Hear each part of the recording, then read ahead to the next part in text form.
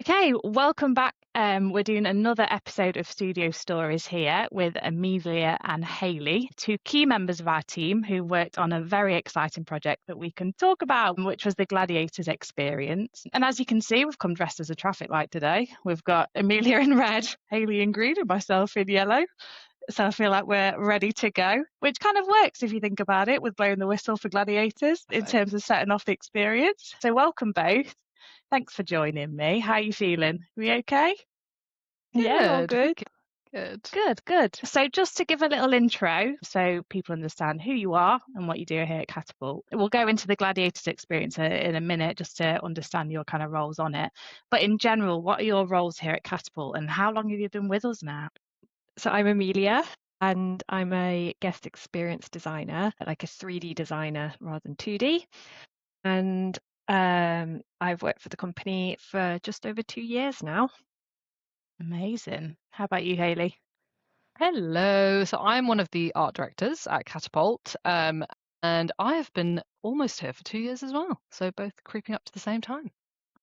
Very exciting. And in terms of your roles, what does your day-to-day look like? Because obviously they're kind of really interesting titles, but what does that mean in terms of your actual day-to-day? So we work very closely together, which is lovely. So art directors and the design team are and my day-to-day, I generally work in CAD software called Rhino. So my job is mostly creating 3D models and thinking about layouts and also designing up little details throughout the project. And then from my side, so it's just checking in with the team, thinking about what's next for a project, what deliverables are we looking at taking off this week, making lots of design decisions, speaking with clients, and yeah, as Amelia said, like collaborating with our wonderful designers and artists. So that's always the best part. We have many of them. So Many. that's a good thing. Many of them. I've got a little quick fire quiz, but before we do that, just to understand, because I've realised all the questions are Gladiators related. What is the Gladiators Experience? Obviously, we've done this really exciting project. What is it that we've been working on, Hayley? So the Gladiators Experience is really about bringing the BBC show to life in a way that the public have never seen it before. So it's located at the NEC in Birmingham, and guests can basically step into the contenders' shoes, head into the arena and take on the events themselves, competing with friends and family. So you'll see some of the most popular events from the show. So you've got Duel, you've got Hang Tough, you've got the Eliminator, you've got the Wall, you've got Unleash. And these are all available to play for adults and for juniors. And also a big part of Gladiators is the watching element. So it is a spectacle, and the spectator plays a crucial role in that. So it's not just about, the physical challenges. It's about the atmosphere, the anticipation, that kind of sense of energy that you get from the show. So we've really tried to recreate that feeling of kind of walking into the arena where something big is about to happen, and the huge halls of the NEC really help with that. So yeah. Bet. And obviously you guys you've seen it. What was your kind of first impressions when you went in and saw the full kind of arena for the first time? It's just so huge. Because when you're working, like Amelia will, I think, feel very similarly, when you're working in a 3D model and you're on the computer all the time, when you finally step into a space, it's suddenly like, oh my God, like this is real, this has come to life. And I think, the teams did so well to pull everything together. And it just was, such an exciting moment. Were you the same, Amelia? Was it quite a wow moment when you walked in?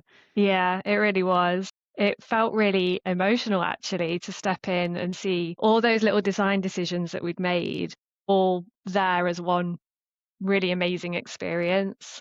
And like Hayley says, we did a workshop visit while they were fabricating some of the parts. And we were worried that it was all going to be too big for the space because in their little workshop, it looked huge. Yeah. But once it was in the NEC, which has got a 10-meter high ceiling, everything felt perfect. And our concerns were completely not necessary. It's such a big space. Yeah, I can imagine. Obviously, going from that workshop environment to the full thing, that's going to be quite a different experience. Yeah. So back to the quick fire. Now we know a little bit about what the event is and what the experience is. What would your gladiator name be if you were to be a gladiator? Well, I was actually asked this last week, and here I am. as Rocket. It was, I know. So that was my knee-jerk reaction, was Rocket, who actually was a gladiator from the 90s, so kind of stole it slightly. But I think I've always been a good sprinter. So that was the skill that I thought of first. So yeah, went for it. So Rocket it is. Fun. Amelia, what about you? I've been thinking about this as well. I love the gladiators that are named after animals, like Saber and like Viper.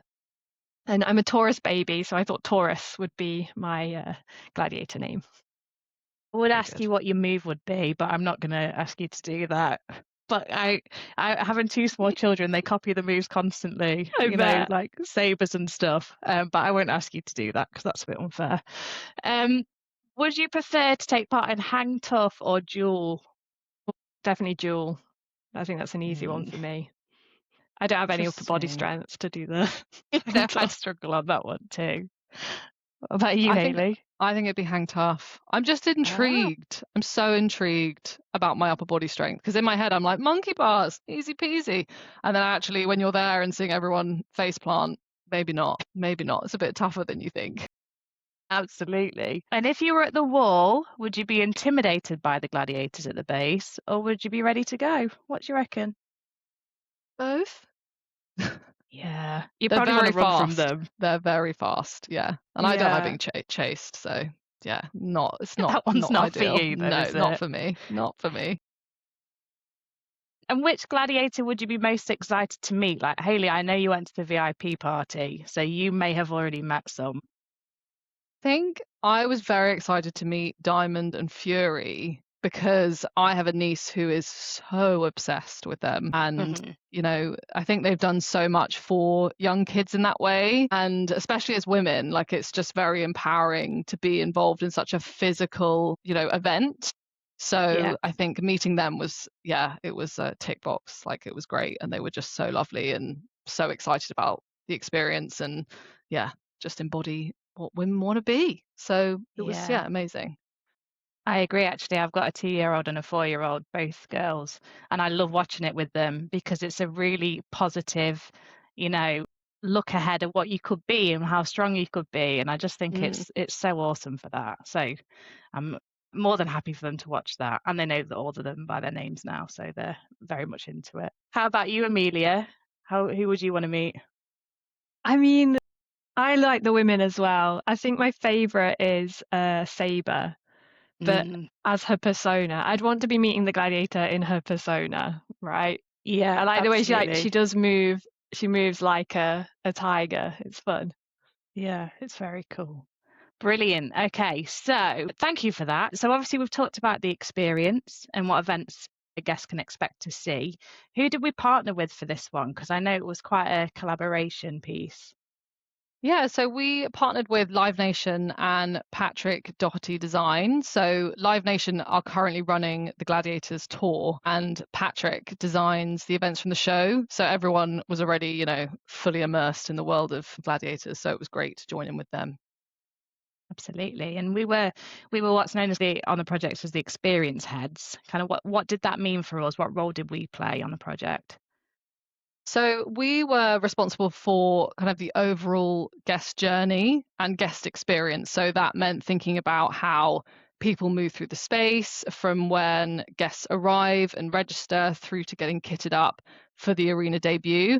So we were just making sure each step felt really clear and connected and built anticipation as they progressed. And of course, just making sure that everything we were designing felt true to the brand and the show and had that same energy. And what were the key areas that we were looking at? Because obviously it's so huge. Yes, huge. So we were involved in the design of all of the spaces basically leading up to and surrounding the arena. So this included the initial registration points, the kit room, the lockers, the warm-up zone, as well as kind of the broader guest journey elements, such as like retail, you've got queue lines, entrance and exit points, circulation. So things like that were also obviously very important with how big the space was. So it was important to think, kind of prioritize those elements as well. The arena games themselves, as I said, were designed by Patrick. So he's the show designer, but we worked very closely with him and Live Nation to kind of shape how guests would experience those and move through them. And we also designed a space called the Vault. So that was kind of our baby with Katapult. So we included a mini museum, which we called the Archive, where guests could explore the history of Gladiators and understand a bit more about its legacy. And then alongside the museum, there were also a series of themed photo opportunities, which were inspired by events from the show, and including some that unfortunately didn't make it into the Arena Games, but were reimagined for guests to experience in a less kind of physical setting. So yeah. And how important do you think it is that guests are able to experience the history? Because obviously you've got different types of people coming into it. So being able to access the history and understand where it's come from, I guess that's really interesting for kids to see their parents getting excited about the past gladiators. Does it hold all that information and what it was like previously? Yeah, I mean, it's got this huge, like, I think Amelia and I were shocked at like the multi-generational appeal. Like when we went to the tour, we were lucky enough to go last year. How kids reacted to it was incredible. Like I couldn't believe how excited everyone was. And people, adults specifically, there's that, as you said, really like that nostalgia for people who grew up with it, but it also lands so well with children because it is just so iconic and bold and high energy and has all of those things. But what was lovely about being there last week is seeing kids so excited to see the events, whilst adults were kind of taking their time and going through the exhibit and going, oh my god, I remember that, oh my god, I remember that. And it was just so lovely that people felt so connected to it. So yeah, it was amazing. So what did you guys do in terms of your individual roles on the project? So Amelia, I believe you were more kind of the spatial layout side of things. Yeah, so I worked mostly on working out sort of the exact sizes of each space, thinking about how they would be positioned next to each other, but then also working through the design on a much right down to like the individual little details. We even, like for the kit room, we worked out exactly how many boxes we needed for like elbow and knee pads, and thinking about how the staff would access those boxes. So there was a lot of like operational considerations in the design as well as the joy of creating things from the show. So it was a really varied design project. Absolutely. And obviously, like we've said, it's so huge and it's got all these areas that, you might expect it just to be the arena, but actually there's all these kind of touch points for the guests throughout. How did you kind of manage that guest flow so that, people went the way they're supposed to as they move around the experience? Yeah, you're right. I mean, in such a big space, you can easily get overwhelmed and lost, and wayfinding was really important for sure. We created also these really nice like door frames that had like the vault and kit room and locker room written on them, and they were massive. So as you were going around the space, you could quite easily locate them, which was great. Brilliant. And then Hayley, from your point of view, were you managing the design and having like oversight from the Katapult point of view? Is that your role? Yeah, so as Amelia was saying, like we were so lucky that we were spread across such a huge project that we got to work on so many, small and large elements. So it was really exciting kind of taking the strong world that Gladiators is, which is like bright, bold, high energy. It has that kind of superhero feeling to it, and it is a spectacle. And taking that and then bringing it into a physical space was so much fun because there were so many kind of, as Amelia says, like we were looking at labels, we're looking at 20-meter walls. So Yeah. the scale is so huge. So it was really fun to think about, how we can take the visual language and make it consistent throughout. So that was just so much fun. And it really didn't stop anywhere. It was carpets, it was walls, it was labels, it was, graphics, it was signs. It just kind of went on and on and on. And that was just, it all just came together so well. Wow. So you really did touch most things in there. Bits and the teeniest, tiniest labels. So you covered all bases, which it's got to be fun for that. You guys obviously been to the arena. You were kind of integral to installing the exhibits on the vault. How was that being part of that part of the process? Even down to obviously you've designed the thing and now you're in there actually putting things in place. Was that exciting to do? Yeah, it was amazing. I think it was one of the highlights of the show, of the experience, to be honest. There's a really big collection of stuff all the way from the very beginning, like the 90s, up until now. Like we have all the gladiator costumes from the most recent show as well. So we've done quite a lot of thinking about how we could display this collection and put across the information in a really fun and engaging way. And being part of that all the way to actually positioning the objects in the display case was so much fun. So much Brilliant. fun. And Amelia's got an amazing background in museums and exhibits. So she was so helpful when we were going around with like, how high should this be? How low should it be? What can you see from here? So being physically there, again, you can do as much as you can on a model and online and in drawings, but like physically being there all together and seeing the collection and feeling it, touching it, like feeling that even the archive that we've built, like, you know, how will that color sit in front of the, you know, the black shade we've chosen, little things like that. It was such a collaborative effort, and Yeah. the collection we had was so incredible. And it was kind of, you know, we're going through these pieces and just being like, oh my God, I remember this. And oh my God, like this is a hand painted top, and just the most incredible items. And yeah, it was just so much fun working all together and thinking about its place in the museum. Absolutely. I think one of the best parts of projects is when you see it from that very initial concept and you take it all the way through to that install is just like the best feeling because you can really see your Best. impact Yeah, and the way totally. you've added to that project.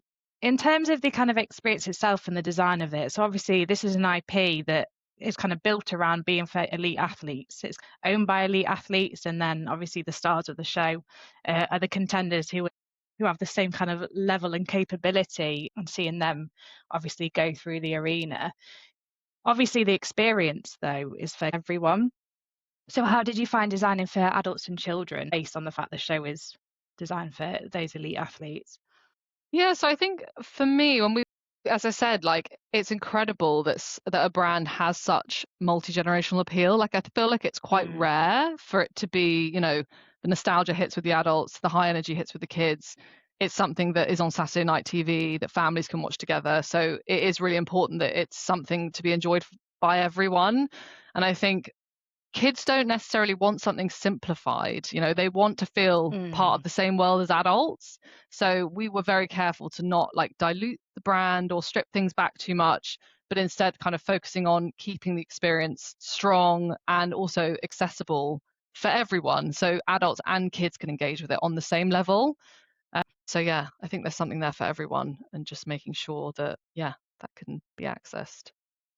And obviously, everybody that comes, you know, you're not always going to have everybody taking part because of, you know, various reasons. So how did we consider the people that were coming to the experience but not actually taking part in the events themselves? It was something we actually thought about right from the beginning. There are plenty of people who either can't take part or don't feel comfortable taking part in the games. So the two main things we focused on was being a spectator, as Hayley said. And we've already had feedback that people are loving being spectators and are really happy to like stand around the games and watch not even just their families but other people taking part in the games as well. So that was really successful. The other part was creating the photo ops. So we have these recreations of the games. For instance, you can stand in front of Jewel with a pugil stick, recreate your stance, or you can stand behind a broken up destruction panel. And really accessible ways to engage with the brand and engage with the games without actually having to do anything physical. Absolutely. And I guess the history element in the museum helps as well because they can still engage with it that way and learn more about the brand without having to be part of the actual event itself. So that's really cool. And there's also there's meet and greet as well. So there's also the opportunity to meet some of the gladiators from the show. That's another way to engage, which is really fun. Yeah, that'd be really exciting, yeah. Especially for the big fans like my household, for sure. What did you have to consider when it came to designing for a more temporary attraction and an event rather than something more permanent? What kind of changes or thinking did you have to put into that? So I think, yeah, a temporary experience obviously comes with its own set of challenges. So you approach things like materiality and durability in a very different way. So it's about creating something that looks and feels high quality, but is potentially lighter, faster to install. Maybe it's more cost conscious, things like that. So the solutions might need to be a little bit more flexible and modular without obviously compromising the overall guest experience. We also have to think it doesn't stop at the opening. You know, we've also got to think, what happens next? How's it stored? Where does it go? How is it going to be reused? You know, how is it going to be reimagined for future seasons? So there was a lot of thinking with that. And, you know, even now we've had a shift in the Gladiator lineup. So there's, you know, those things you always have to think about. Things change, things, you know, evolve. So yeah, just being thoughtful about that. Obviously, as well, we work with many different partners on this one. And then obviously we work from home as well. So we're all separate kind of across the UK. How do you work together to make sure it's all seamless and everything happens the way it should? And when we're all working so virtually? I think working remotely has never felt like an issue for us. Like myself and Amelia and like the wider team are so good at staying in that constant communication. Like it's either Slack, it's either a call, like everyone's very good and very engaged all the time. So I think working virtually is never feels like a problem. But obviously, as Amelia said, like we were very lucky this time to be able to go to in-person workshop visits and spend the day together, you know, go to the production family studios to see the archive being built. You know, what does it look like? What does it feel like? And then we went to a graphic vendor, which was Displayways in London, to understand a bit more about our potential print options. You know, both of those things were just super useful. And as I said earlier, like there's nothing like getting out of the model and then into an active workshop where there are people and things and materials and you can touch them and speak to people. And yeah, it's just the best. Brilliant. Oh, that's so exciting. It's such a fun project to work on.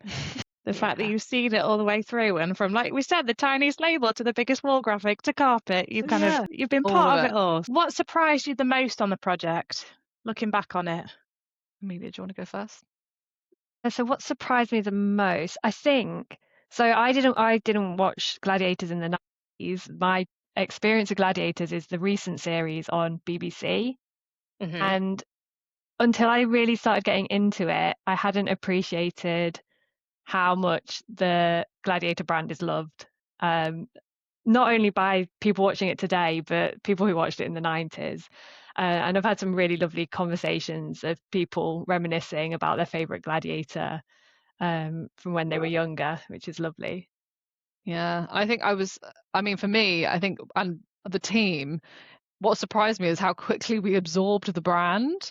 You know, the look and feel suddenly becomes more obvious and you have a clearer design instinct, and it's less about, you know, decoding what the brand is, and it's more about confidently applying it across every touch point. So you also find yourself knowing each one of the gladiators' heights, their bicep size, their favorite foods. Like it goes on, and like the world you've been in for months suddenly becomes second nature to you, which is just so funny how quickly you realize that's happened. And yeah, just completely Gladiator, you know, obsessed. Can you remember bicep sizes still, or have they left your brain now? Left my brain. I was going to ask you, but heights maybe are stuck. Not. But yeah. Oh, I love that. What has been your highlight of the project? Was it remembering bicep sizes and heights, or was it something slightly different on that? I think for me, it was the constant learning throughout. You know, as you said, Rhi, like when you see something go from concept to build, it's just such a journey to get there. And every phase of the project brings something new. And also, as Amelia was saying earlier, like we worked so closely with such a wide range of teams. You know, you're working with operations, health and safety, the venue, the build teams, like it goes on and on and on. And each person and each team bring such a new perspective that obviously then helps shape the project to be better and better. So yeah, I think that was just what made it so strong. Amazing. How about you, Amelia? What was your highlight? I think the highlight is when you start to see other people interacting with your designs. And we had the test day, and seeing other members of the team going with their families and interacting with it was just wonderful. Seeing like the smiles on their faces was great. Oh, absolutely. I'm gutted I missed it. I would have loved to have been there. Looks so much fun. Thank you for talking about Gladiators. It's really nice to be able to talk about a project and obviously get into the details with you guys. So that was really interesting. Thank you. Just in turn back again to kind of your roles at Katapult, If there was someone watching who was interested in doing what you guys do, obviously from the outside looking in, they sound like really exciting roles. What would you say, or what one piece of advice would you give to someone who was interested in doing something like you guys do? So in terms of maybe, if someone wanted to become an art director, I think, get on the ground and kind of experience as much as possible, travel, volunteer, get involved with as many projects as you can, and also start to notice like what you enjoy. I think it's really important to, feel what you naturally gravitate towards, like what's your niche, what's your strength, like where do you excel creatively, and then lean into that and think about, how you can bring that to a role, because no two art directors are the same, and that's kind of the point.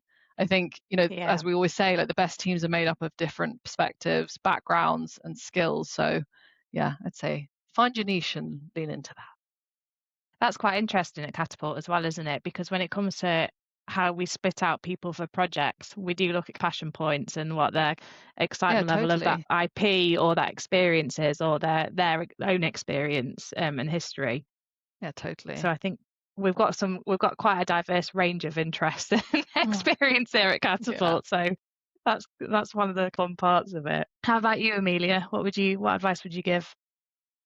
I think kind of building on what Hayley was saying, like sticking to your niche is so important. And if you're looking to become a 3D designer, and you're right at that beginning of your career, I would encourage you to create a portfolio that reflects your passions.